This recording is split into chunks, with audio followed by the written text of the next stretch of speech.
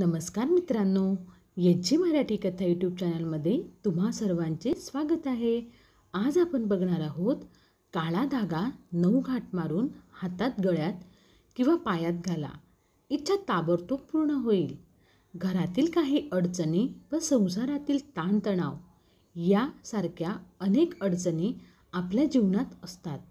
जर तुम्हाला देखील अशा प्रकारच्या काही समस्या असतील तर त्यासाठी आपण एक छोटा व अत्यंत प्रभावशाली असणारा उपाय पाहणार आहोत, ज्या उपायाने तुमच्या असणाऱ्या यावरील सर्व समस्यांचे अवश्य निराकरण होणार आहेत। तर हा उपाय करण्यासाठी आपल्याला एक काळा धागा लागणार आहे, ज्याला आपण कळदोरा असे देखील म्हणतो। आपण करदोऱ्याचा वापर नजर लागू नये म्हणून करतो। लहान मुलांच्या हातापायामध्ये बरेच जण करदोरा बांधतात, तसेच मोठे व्यक्तीही याचा वापर करतात, कारण या दोऱ्याचा प्रभाव हा खूप छान आहे। काळ्या धाग्याचा वापर हा आपल्याला या उपायात करायचा आहे। हा उपाय करण्यासाठी आपल्याला 1.25 मीटरचा करदोरा वापरायचा आहे। हा उपाय मंगळवारी करायचा आहे।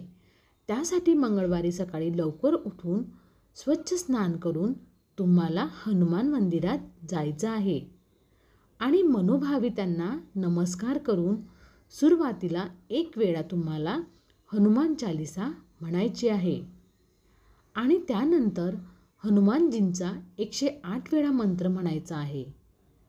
तर तुम्हाला जो मंत्र म्हणायचा आहे तो मंत्र असा आहे की ओम हन हनुमते नमः। त्यानंतर तुम्हाला हा 1.25 मीटरचा काळा धागा घ्यायचा आहे आणि त्याला सुरुवातीच्या टोकाला 1 घाट मारायची आहे आणि पुढे त्यानंतर त्यावर हनुमानजींच्या पायावरील सिंदूर या गाठीवर लावायचा आहे। म्हणजे सुरुवातीला एका टोकापासून सुरुवात करून सुरुवातीची पहिली गाठ तुम्हाला मारायची आहे आणि तेथील सिंदूर घेऊन तुम्हाला या गाठीवर लावायचं आहे। त्यानंतर अशाच प्रकारे दुसरी गाठ मारायची आहे आणि परत थोडा सिंदूर घेऊन त्यावर लावायचं आहे। अशा 9 गाठी तुम्हाला या धाग्याच्या मारायच्या आहेत। प्रत्येक वेळी देवाच्या पायावरील सिंदूर या गाठीला लावायचा आहे। शेवटी या काळ्या धाग्याचे दोन्ही टोक पकडून 10वी गाठ म्हणजे शेवटची गाठ मारायची आहे आणि त्यावर देखील सिंदूर लावायचा आहे। घरात कोणी आजारी असेल तर तुम्ही हा धागा त्याच्या गळ्यात घाला।